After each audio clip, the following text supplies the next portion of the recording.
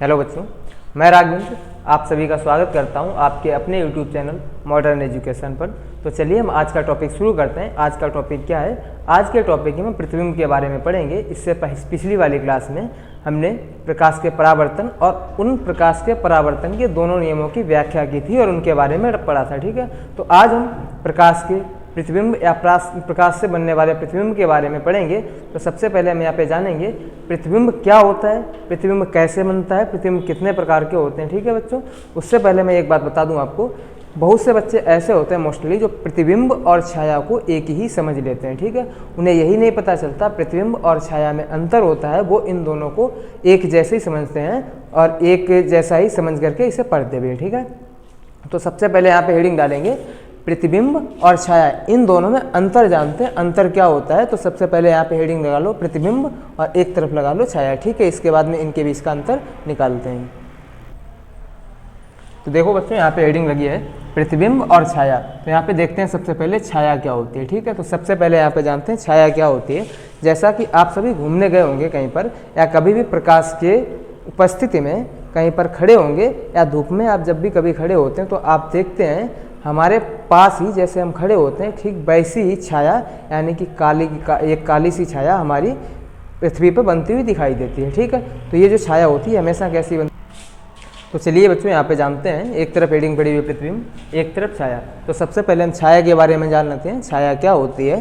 तो जैसा कि बच्चों आप सभी ने देखा होगा, जब कभी भी आप प्रकाश की उपस्थिति में या फिर धूप की उपस्थिति में खड़े होते हैं तो ज़मीन पर उन धूप से आने वाली प्रकाश किरणों का जो अंधेरा होता है, जो हमारे शरीर से गुजर करके जाते हैं और वो हमारे शरीर से गुजर नहीं पाते हैं, मतलब आर पार नहीं हो पाते हैं, तो उसी की काली सी छाया ज़मीन पर बन जाती है। इसे क्या कहते हैं? छाया कहते हैं। ठीक है, छाया हमेशा काली बनती है और छाया में जो भी आकृति बनती हुई स्पष्ट नहीं दिखाई देती कभी भी, यानी कि छाया हमें स्पष्ट नहीं दिखाई देती है। जबकि प्रतिबिंब क्या होता है? हमें बिल्कुल स्पष्ट दिखाई देता है। जब भी आपने पृथ्वी पर किसी भी वस्तु की छाया देखी होगी, तो जैसे कोई भी व्यक्ति खड़ा है, उस व्यक्ति का कान, नाक या फिर मुंह, इन सभी को स्पष्ट रूप से नहीं देखा जा सकता, सिर्फ और सिर्फ इनकी छाया देखी जा सकती है, वो भी काली काली। ठीक है, इसके बाद में हम जानते हैं प्रतिबिंब के बारे में। प्रतिबिंब क्या होता है?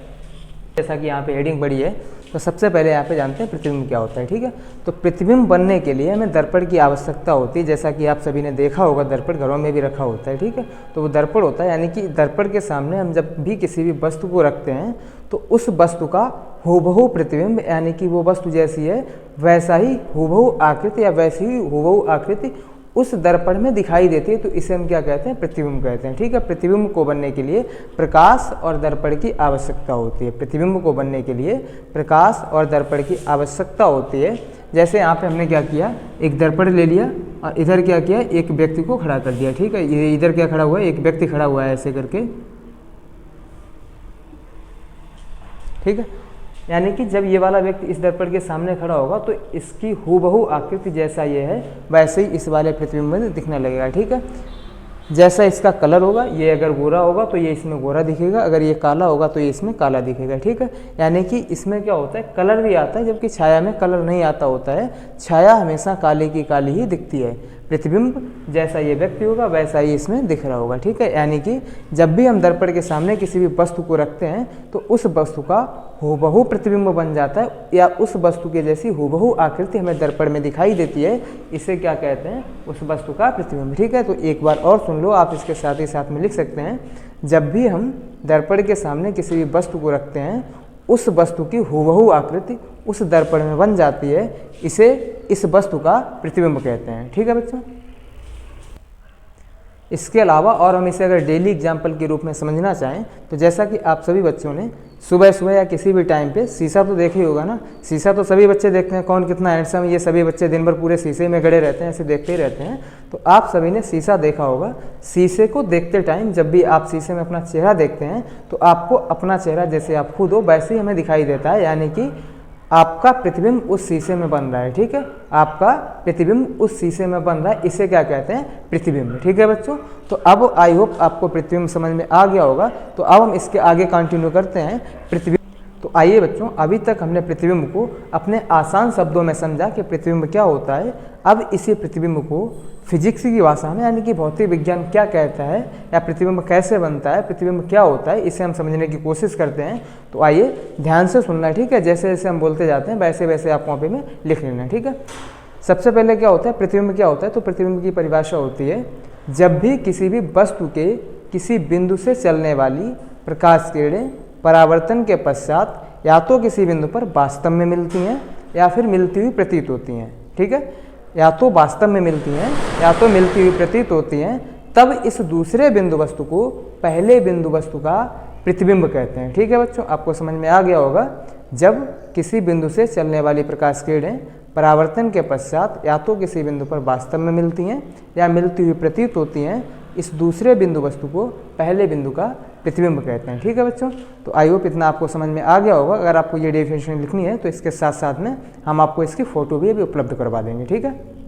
तो आइए बच्चों, यहाँ तक हमने प्रतिबिंब को जाना, प्रतिबिंब क्या होता है। अब जानते हैं प्रतिबिंब कितने प्रकार का होता है, ठीक है। तो यहाँ पे हम बताएंगे आपको प्रतिबिंब 2 प्रकार के होते हैं।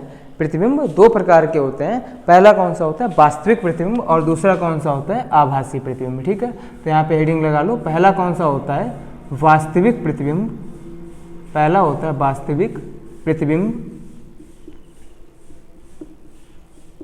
और इसके बाद में जो दूसरा होता है वो दूसरा कौन सा होता है, आभासी प्रतिबिंब। दूसरा कौन सा होता है, आभासी प्रतिबिंब, ठीक है बच्चों।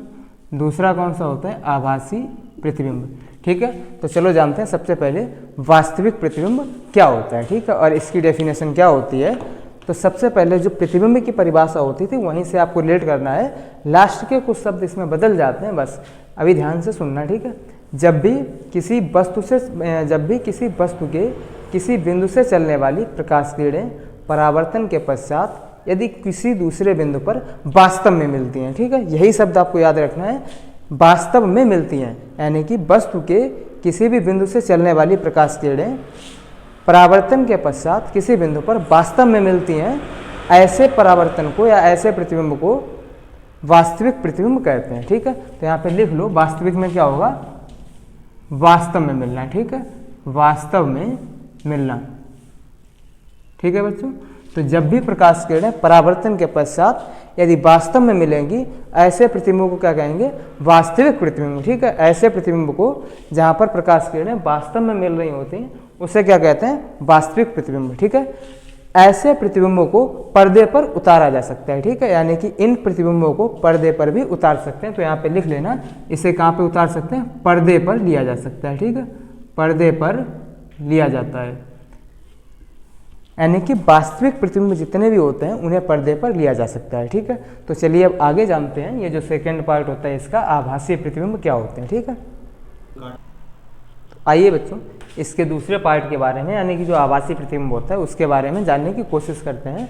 आभासी प्रतिबिंब क्या होता है, ठीक है। अभी अभी हमने वास्तविक प्रतिबिंब के बारे में जाना, तो ठीक वैसे ही ये भी होता है, बस इसमें लास्ट में थोड़ा चेंजमेंट होता है। अभी ध्यान से सुनना है आपको। जब भी किसी वस्तु के किसी बिंदु से चलने वाली प्रकाश किरणें परावर्तन के पश्चात यदि किसी बिंदु पर आती हुई प्रतीत होती हैं, ठीक है। पहले वाले में क्या बताया था, वास्तव में मिलती हैं, लेकिन यहाँ पर मिलती हुई प्रतीत होती हैं, ठीक है। यानी कि वस्तु के किसी बिंदु से चलने वाली प्रकाश किरणें अगर परावर्तन के पश्चात मिलती हुई प्रतीत हों तो ऐसे बिंदु वस्तु को, यानी कि इस दूसरे बिंदु वस्तु को पहले बिंदु वस्तु का आभासी प्रतिबिंब कहते हैं, ठीक है। तो यहाँ पे लिख लेना आपको, जब प्रकाश किरणें मिलती हुई प्रतीत हों, यहाँ पे प्रकाश किरणें मिलती हुई प्रतीत हों, ठीक है, मिलती हुई प्रतीत हों, यानी कि यहाँ पे प्रकाश किरणें वास्तव में नहीं मिलती हैं। जब वास्तव में मिलेंगी तब वास्तविक प्रतिबिंब, और जब मिलती हुई प्रतीत होंगी तब क्या होगा, आभासी प्रतिबिंब, ठीक है। ऐसे प्रतिबिंबों को फोटो लिया जा सकता है, यानी कि इनका क्या हो सकता है, फोटो लिया जा सकता है, फोटो लिया जा सकता है, फोटो लिया जा सकता है, ठीक है बच्चों। ऐसे प्रतिबिंबों का फोटो लिया जा सकता है, और जो वास्तविक प्रतिबिंब होते हैं उनको पर्दे पर लिया जा सकता है, ठीक है। तो आयु कितना समझ गए होंगे। तो चलिए एक बात और जान लेते हैं, जब भी कहीं पर वास्तविक प्रतिबिंब बन रहा होगा तो वहाँ पे प्रतिबिंब उल्टा बनेगा, ठीक है। जो प्रतिबिंब बन रहा होगा वो कैसा बनेगा, उल्टा बनेगा, यानी कि वास्तविक प्रतिबिंब में प्रतिबिंब कैसा बनता है, उल्टा बनता है, और जो भी आभासी प्रतिबिंब बनते हैं उनमें जो प्रतिबिंब होता है वो कैसा बनता है, सीधा बनता है। ठीक है, तो आभासी प्रतिबिंब जितने भी बनते हैं उतने प्रतिबिंब कैसे बनेंगे, सीधे बनते हैं। ये बात इंपॉर्टेंट है, आगे चल करके जब हम किरण आरेख बनाएंगे तो वहाँ पर हम सीखेंगे कब प्रतिबिंब उल्टे बनते हैं और कब सीधे बनते हैं। ठीक है बच्चों, तो आई होप आप सभी इतना समझ गए होंगे, आपको अच्छे से समझ में आया होगा। जिसको भी परिभाषा लिखनी हो तो उसकी हम यहाँ पे PDF टाइप की या फोटो यहाँ पे लगा देंगे। ठीक है, तो वहाँ से बच्चे नोट कर लेंगे। तो चलिए फिर मिलते हैं अगली क्लास में। आई होप आप ऐसे ही पढ़ते रहेंगे।